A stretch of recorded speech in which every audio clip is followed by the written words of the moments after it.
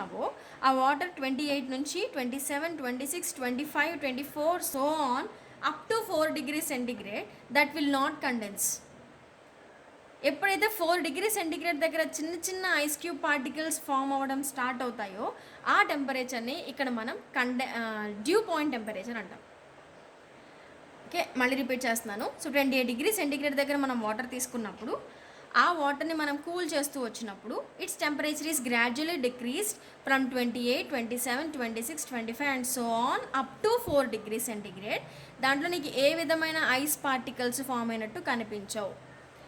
4 degrees centigrade నుంచి at and from the 4 degrees centigrade you are sensing the formation of the ice cubes formed in the water.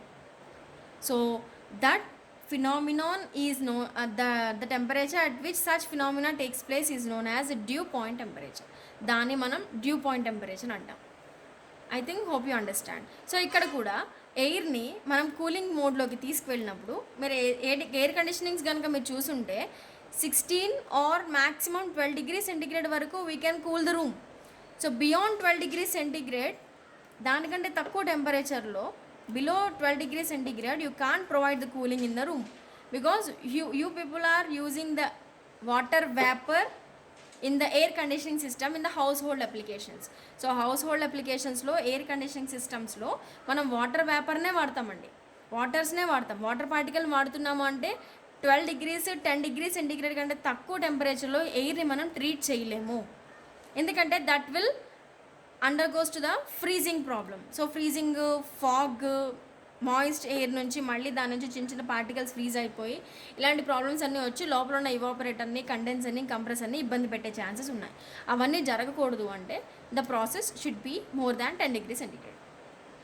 అయితే ఇలా కొన్ని కేసెస్కి వచ్చేసరికి ఏంటంటే temperature తగ్గించుకుంటూ వచ్చినప్పుడు మ్యాక్సిమం 4 degrees centigrade వరకు కూడా మనం తీసుకొచ్చే సిచ్యువేషన్స్ కొన్ని ఫేస్ చేస్తాం ఎయిర్ కండిషనింగ్ సిస్టంలో.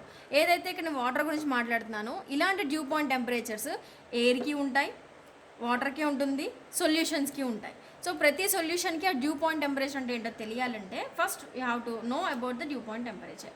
So this is the temperature of the air recorded by thermometer when the moisture present in it ready to start the condensation process. Okay, so here I am going to note down the definition. This is the dew point temperature. Dew point temperature ని మనం ఇక్కడ dPtతో define చేస్తాం. ఇందాక dBt అంటేనేమో dry bulb temperature అని చెప్పాను, dew point temperature కదా P ఉంది కాబట్టి ఇక్కడ Pతో డిఫైన్ చేస్తున్నాను. ఈ టెంపరేచర్ వచ్చేసరికి TDPతో చెప్తాం. ఇందాక ఉత్తి TD అని రాసాం, TD అని రాస్తే అది డ్యూ పాయింట్ టెంపరేచర్ అవుతుంది, TDP అంటే అది డ్యూ పాయింట్ టెంపరేచర్ అవుతుంది. డ్రై బల్బ్ టెంపరేచర్ వేరు, డ్యూ పాయింట్ టెంపరేచర్ వేరు, రెండు వేరు. ఇందాక మనం చెప్పుకున్న డ్రై బల్బ్ టెంపరేచర్ TDతో డిఫైన్ చేస్తాం, dBtతో డిఫైన్ చేస్తాం. ఇక్కడ మనం మాట్లాడుకునే డ్యూ పాయింట్ టెంపరేచర్ని dPtతో కానీ TDPతో కానీ డిఫైన్ చేస్తాం. Okay, this is the definition. Temperature of the air recorded by thermometer when the moisture in it begins to condense. Okay, so this is about dry bulb temperature. So next మీరు నేర్చుకోవాల్సింది wet bulb depression, dew point depression. Okay, so wet bulb depression అంటే this is the formula అండి. So this wet bulb depression can be taken as a subtracted value or the difference value of dry bulb temperature minus wet bulb temperature. This is the wet bulb depression. So అలాగే due point depression కనుక వస్తే, so due point depression అంటే dPd అని చెప్తాం.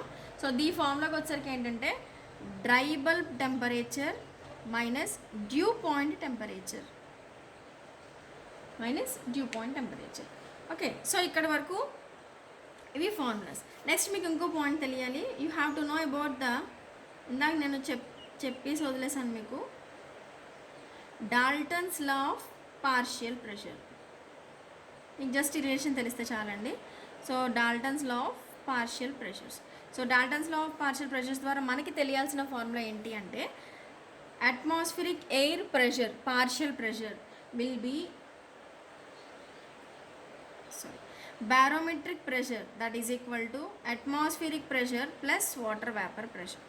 ఇవన్నీ partial ప్రెషర్సే, partial pressure of the dry air and partial pressure of the water vapour. Okay, మీకు జనరల్గా ఈ స్టేట్మెంట్ ఒకప్పుడు నేర్చుకుని ఉంటారు మీ ఫిజిక్స్లో. So total pressure exerted by the mixture of the air and water vapour that is equal to the sum of the pressures which each constituent would exert if it is occupied the same space by itself. So this is the definition, because the definition అవసరం లేదు, here ఈ formula గుర్తుపెట్టుకుంటే చాలు.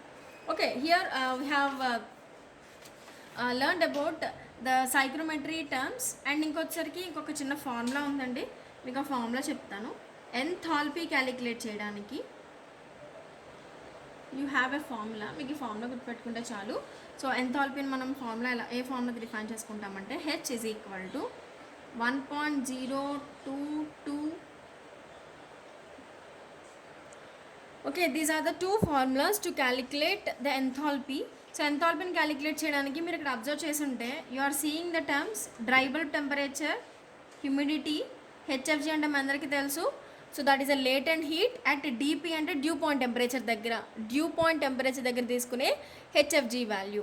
So మనం ఆ dew point temperature తెలిసిన, లేకపోతే ఆ వాల్యూస్ తెలిసి దాన్ని బట్టి ఎంథాల్పీ అండ్ దాని లేటెంట్ హీట్ వాల్యూస్ అవన్నీ మనం తీసుకోవచ్చు. So this the formula for the enthalpy.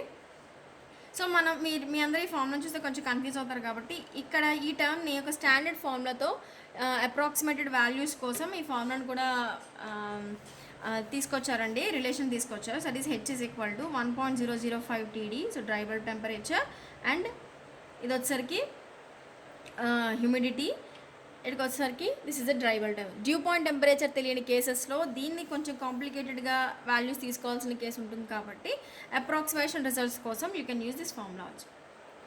Okay, so in the next class we will move to the problems based on the relations what we have discussed. So ఏదైతే ఇప్పుడు మనం humidity, absolute humidity, next అలాగే degree of saturation, next అలాగే saturated air, so ఏ terms అయితే నేర్చుకున్నామో ఈ terms అన్నిటి మీద problems discuss చేసుకుందాం, రిలేటివ్ హ్యూమిడిటీ టర్మ్స్ అన్నిటి మీద. ఓకే, సో ప్రాబ్లమ్స్ డిస్కస్ చేశాక దాన్ని మేము move to the next topic.